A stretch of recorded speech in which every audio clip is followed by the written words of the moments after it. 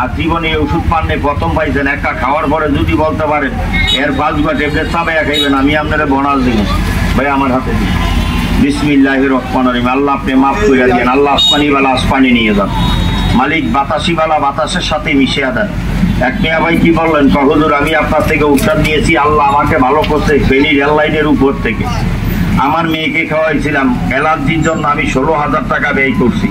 আপনার এই ঔষধের উসুলায় হাতের থেকে ভালো হয়ে গেছে, আল্লাহ ভালো করেছে।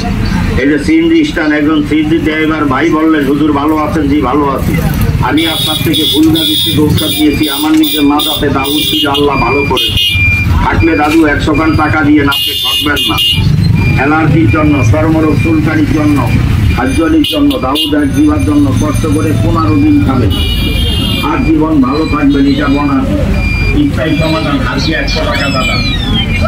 ইলিশ মাছ, চিংড়ি মাছ, হাতের মাংস, গরুর মাংস, মিষ্টি, গোবর,